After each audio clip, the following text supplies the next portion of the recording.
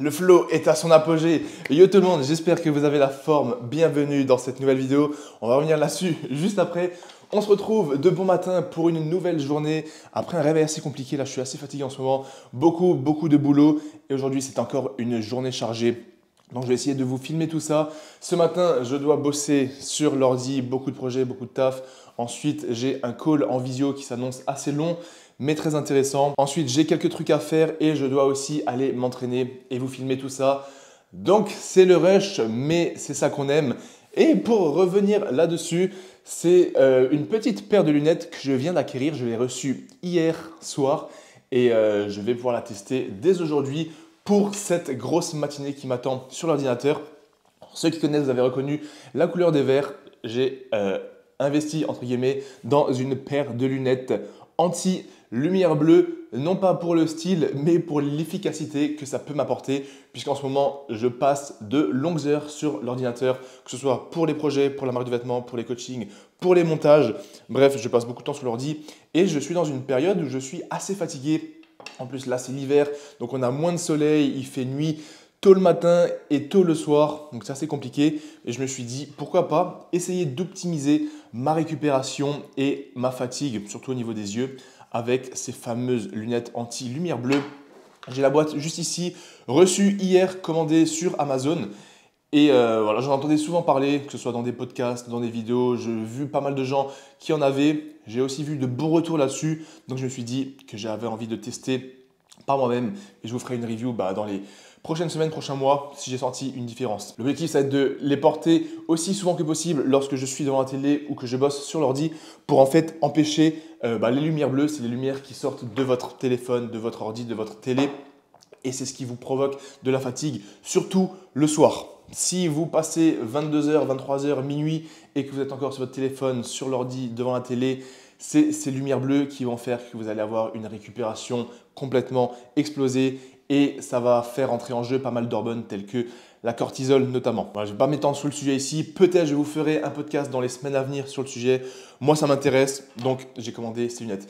Si vous voulez tester, bien évidemment, je ne suis absolument pas sponsorisé ni rien. Je vous ai mis le lien de celle que j'ai commandée dans la description. Si vous commandez les mêmes sur Amazon, moi je touche une petite commission. Donc voilà, si vous voulez tester, pourquoi pas. Et moi, je suis parti sur une grosse matinée de boulot. Je vais me changer pour le call qui arrive juste après et je vous retrouve plus tard. Bon, je viens de terminer le montage du podcast avec Marine Leleu. Là, je viens de lancer l'export. L'export dure 1h30 puisque c'est un podcast qui dure 2h15, donc qui est disponible au moment où vous regardez ce vlog sur la chaîne du Basscast. Une conversation super intéressante, super inspirante avec Marine qui a fait des Ironman, beaucoup de marathons, une vraie sportive, entrepreneur. Donc c'était vraiment un podcast super cool que j'ai beaucoup apprécié.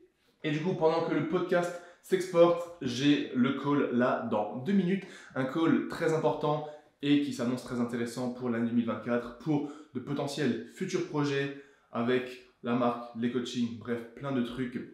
Donc voilà. Du coup, si tu as écouté le podcast sans permission, tu vois un petit peu les problèmes auxquels je suis confronté. Aujourd'hui, le problème qui est en guillemets, c'est que je suis seul sur tous les fronts. J'ai juste ma copine qui bosse pour moi dans la boîte. Mais à côté de ça, j'essaie de faire les contenus tout seul, les podcasts, les vidéos, la marque de vêtements, les coachings. Et en fait, il n'y a pas trop de marketing, il n'y a pas trop de process qui sont mis en place. Et la raison, c'est parce que vu que les vlogs, ça me prend du temps, le sport, ça me prend du temps, je suis quand même un athlète de base. Et la limite du soloprenariat, c'est tu l'as vu, c'est que tu peux faire plein de choses, mais vraiment, tu es limité par ton temps aussi. Il y a forcément des steps, quand tu vas vouloir les passer, il va falloir que tu t'entoures des bonnes personnes. Et il va falloir aussi que tu choisisses toi ce que tu aimes faire, là où tu es irremplaçable. C'est-à-dire que tu ne pourrais pas avoir un mec à qui tu délègues le fait de faire tes vidéos, parce que si les gens regardent, c'est parce que c'est toi. Tu pourrais pas déléguer à un mec le fait de faire tes entraînements parce que c'est. Enfin voilà, tu vois ce que je veux dire. Et il y a d'autres choses où c'est beaucoup plus actionnable. Le but, c'est de notre côté de ne pas avoir à solliciter pour que toi, tu aies une liberté d'action sur d'autres choses. A few moments later. Bon, let's go, call de ce matin terminé, ça fait plaisir, c'était super intéressant. En ce moment, il y a pas mal de choses qui bougent bien et qui évoluent bien au niveau de l'entreprise, du business avec Base Athletics, les coachings, etc. Donc c'est plutôt intéressant. Et là, je dois me speeder un petit peu parce que je dois aller à la box où je stocke le matériel que j'avais dans le Base Gym. Pour ceux qui n'avaient pas suivi la petite histoire, vous vous rappelez que j'avais ma salle, le fameux Base Gym que nous portons tous dans notre cœur, qui nous manque. Et du coup, tout le matériel que j'avais, comme ça met du temps à se vendre et qu'il y a certaines choses que je voulais garder, j'avais tout mis dans un box que je loue maintenant depuis à peu près 4 mois. Un petit box de 25 ou 30 mètres carrés dans lequel il y a des cartons, du matériel, les disques, etc. Et je vends certaines choses au fur et à mesure. Là, du coup, il y a quelqu'un qui vient me récupérer le banc de développé couché de compétition, le fameux sur lequel j'ai passé les 170 kg l'année dernière, le PR. Et il vient également récupérer le gros rack mural que j'avais sur lequel je faisais les tractions, les dips et aussi le squat.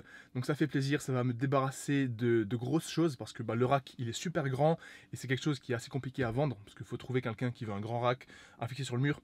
Et le banc développé couché, il y en a beaucoup j'avais beaucoup de requêtes sur celui-là. Peut-être même toi qui regardes cette vidéo, tu m'avais écrit par rapport à ça, mais voilà. Aujourd'hui, ça part. Donc là, le mec il va bientôt arriver. Donc je vais à la boxe, je vais vendre tout ça et ça va faire du bien. Pour ceux qui n'avaient pas aussi suivi cette histoire, je vous montre à quoi ressemble la box. Tout ce que j'ai dedans parce que c'est un gros bordel. Mais voilà, là, il faut que je me débarrasse un petit peu de tout ça. J'avais gardé pas mal de matériel parce que je m'étais dit, si un jour je veux refaire, pas forcément un base gym, mais si un jour je veux m'entraîner de nouveau chez moi, à la cave, on ne sait jamais ce qui se passe dans le futur, j'avais gardé une partie du matériel. Le banc, des barres, des disques, des haltères, etc. Mais là, en fait, plus le temps passe, plus je vois que je vais jamais m'entraîner de nouveau tout seul dans ma cave et je vais pas là réouvrir une salle dans les mois qui viennent.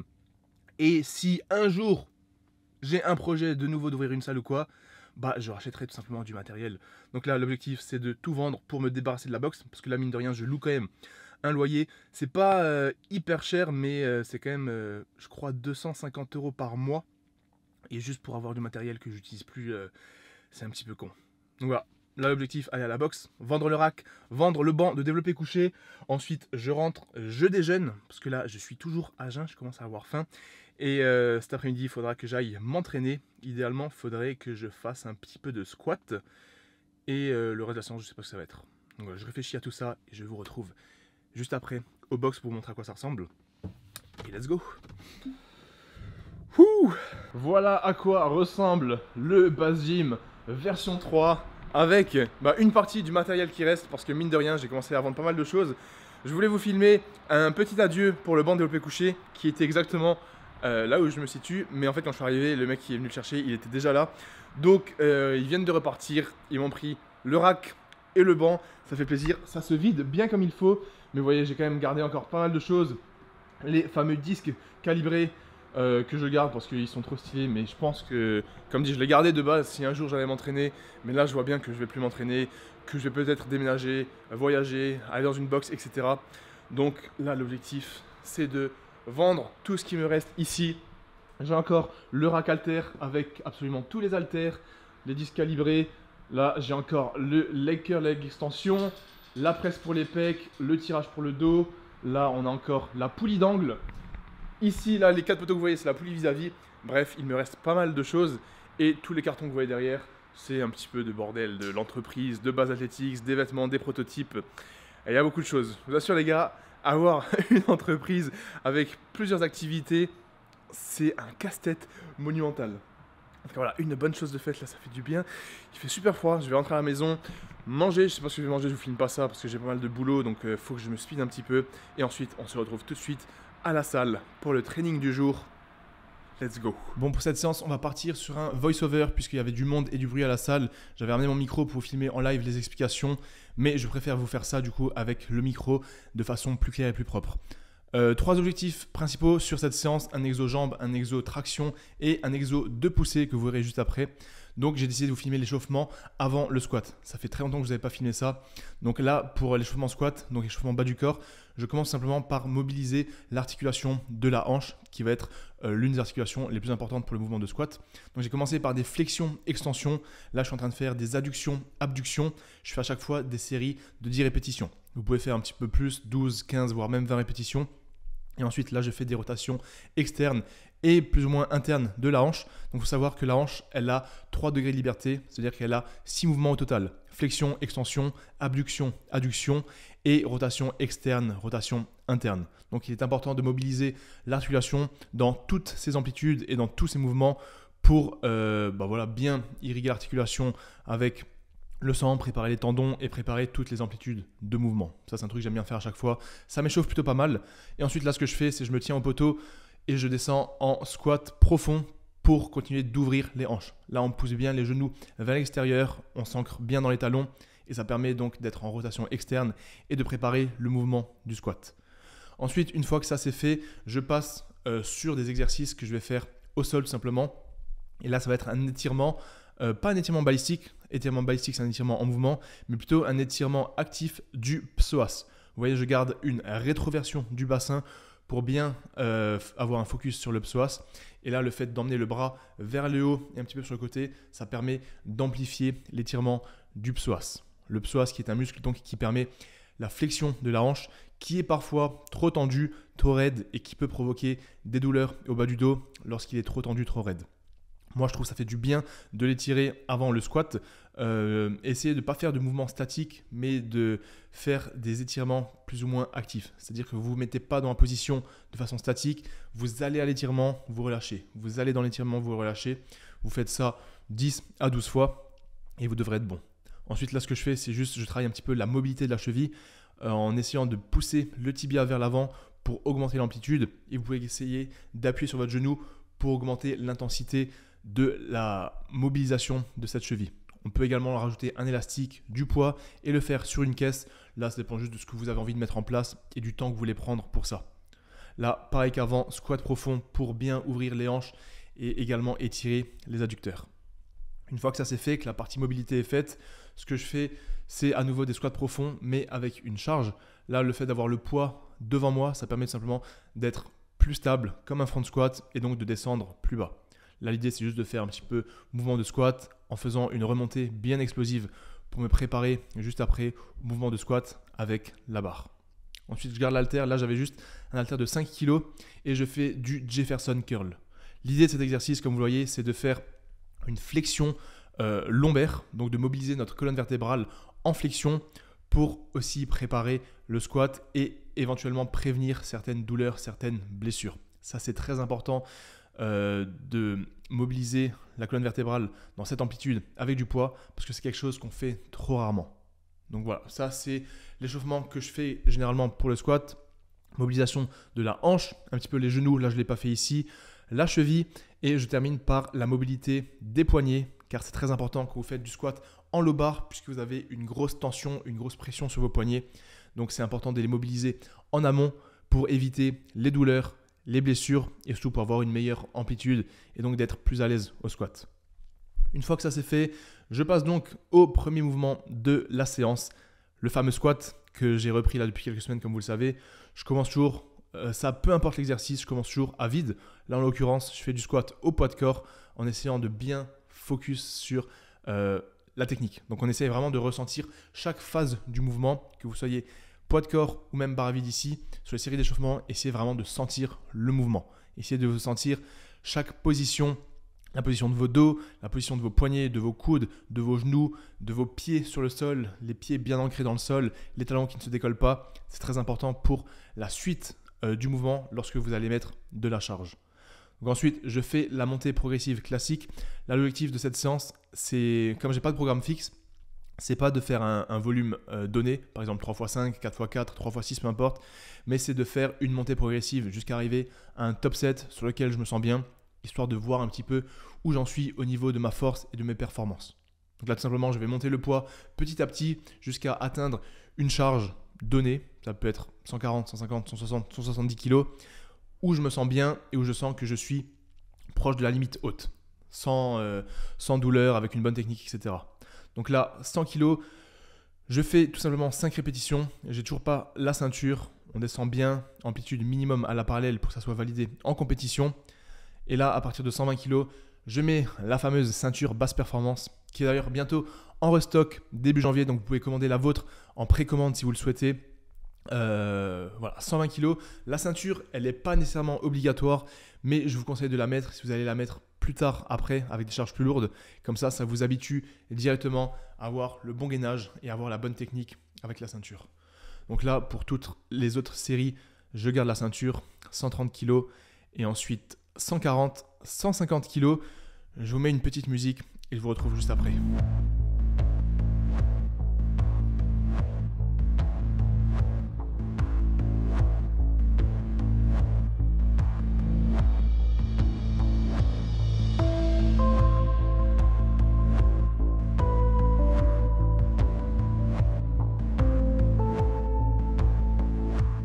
voilà, là on commence à arriver à une charge qui est assez lourde pour moi, 160 kg. Je suis content parce que je me sentais super bien. Vous allez voir là, la rep, elle est passée extrêmement clean et c'était donc l'avant-dernière série de ma montée progressive. 160 kg, amplitude parallèle, validée. J'étais presque limite sur l'amplitude, mais normalement c'est validé en compétition. Et là, donc, je passe sur la dernière série de mon top 7. J'ai décidé de mettre 170 kg. Je ne m'attendais pas à mettre cette barre pour cette séance, je vous avoue, parce que là, c'est quand même une reprise, etc. Et je n'étais pas forcément en forme. Mais voilà, 170 kg, la ceinture est là, le gainage, focus. Et je vous laisse voir la répétition. Voilà, amplitude bonne, ça monte bien. Et j'ai donc décidé de faire une deuxième rep qui passe également de façon très propre. J'en avais plus, je pense j'en avais 4, voire même peut-être 5. Donc ça fait plaisir. Voilà, c'était tout pour le squat. Maintenant, je passe au deuxième exercice de la séance, les tractions. D'habitude, je fais l'exercice de poussée en deuxième. Vous voyez, avant, je faisais squat et dips. Mais je sais que dans les compétitions de street lifting, c'est les tractions avant les dips. Donc, je dis autant commencer à travailler les tractions avant les dips. Comme ça, lorsque j'arrive sur les mouvements de poussée, j'ai la fatigue accumulée des tractions. Là, traction en ce moment, c'est plus ou moins mon point faible, entre guillemets, parce que ça monte beaucoup moins bien que les dips. Les dips, c'est mon point fort. Traction, c'est pas du tout mon point fort. Donc, j'ai besoin d'avoir plus de volume sur les tractions. Donc, c'est pour ça que là, je fais une petite montée progressive, 10 kg, 20 kg, avec toujours un échauffement au poids de corps. Et pour le volume du jour, j'ai décidé de partir sur un 3x6 à 30 kg. Donc là, je vous ai filmé les 3 séries, toujours amplitude complète, c'est-à-dire qu'on part bras tendu et on passe bien le menton. On garde les jambes tendues, on essaie de serrer le poids et voilà, amplitude complète à 30 kg pour 3 x 6 répétitions. Pareil, je vous mets une petite musique et je vous retrouve pour le troisième exercice de la séance.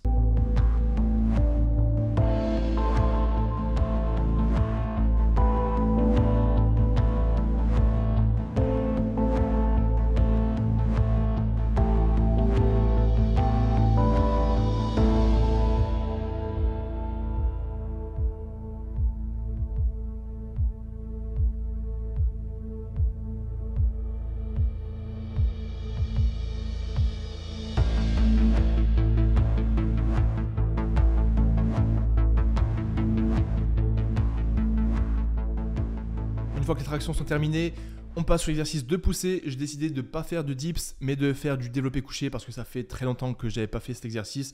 Et il y a un très bon transfert de force entre tous les mouvements de poussée, donc développé couché, développé militaire et les dips. Et comme l'année prochaine, j'ai l'objectif de garder mes pairs sur les dips et sur le développé couché, il faut quand même que je garde du développé couché au moins une fois par semaine ou au moins une fois toutes les 2 semaines. Là, le seul truc, c'est que le banc, il n'est pas fameux. Donc, ce que je fais ici, c'est que je mets des élastiques le long du banc. Donc ça, c'est une technique que vous pouvez faire dans n'importe quelle salle que vous êtes. Ça va vous permettre d'être plus stable et de ne pas glisser sur le banc. Donc si vous êtes dans une salle telle que les salles commerciales et que votre banc glisse, mettez des élastiques de cette façon. Comme ça, quand vous poussez avec les jambes, vous êtes bien stable sur le banc et ça vous évite de glisser. Donc là, comme c'est un banc qui est pas forcément très stable, qui est assez bas, vous voyez mes jambes, elles sont vachement pliées par rapport à un banc de compétition. C'était un petit peu compliqué de se mettre avec une bonne technique et tout. Mais voilà, ça bougeait bien. Donc là, je m'échauffe 60 kg, 80 kg, 100 kg. Là, je fais 5 reps. Et toujours, je pose au niveau des pecs et je remonte explosif. Ensuite, pour le volume du jour, j'ai décidé de faire 3 séries de 4 répétitions à 120 kg. C'est un format que j'aime bien. 4 séries, on va travailler le système nerveux. On va être proche de notre max. Et donc, on va recruter beaucoup d'unités motrices. Ce qui va donc nous permettre d'être explosif, d'être fort et de travailler ce fameux système nerveux pour mettre plus de charge au fur et à mesure des semaines. Donc toujours, même technique, on garde les pieds bien ancrés dans le banc, on utilise le leg drive, c'est-à-dire qu'on pousse avec les jambes pour être plus fort. Lors du dérac, on est stable, on rétracte nos épaules, on s'enfonce bien dans le banc et je marque toujours la petite pause pour remonter bien explosif, augmenter le temps sous tension et aussi parce qu'en compétition, il faut marquer une pause au niveau des pecs. Donc voilà pour cette séance, 3 exercices, squat, traction et développé couché pour terminer le training. A few moments later. Bon, de retour de la salle après une bonne séance full body puisque j'ai fait les jambes et le haut du corps.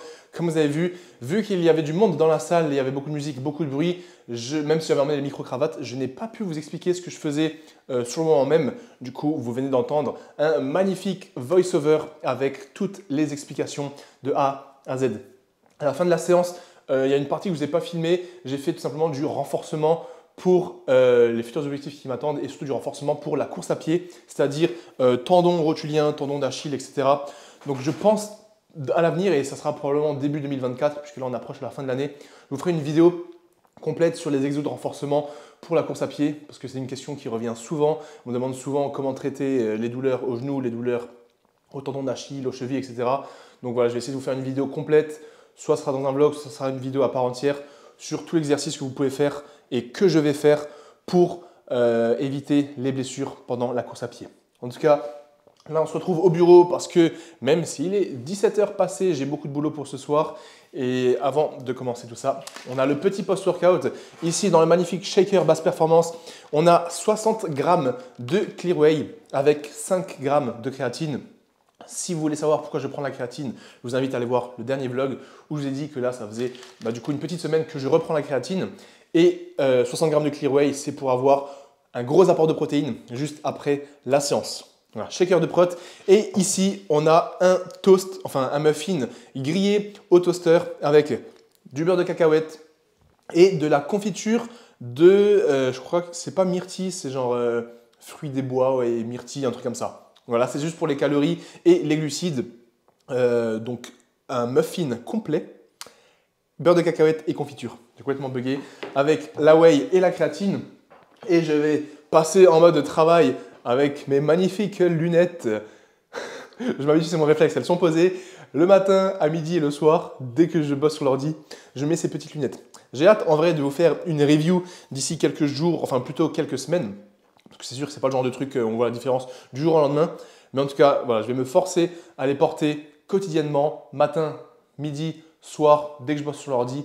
Et je vous dirai dans quelques semaines si je sens une différence ou non.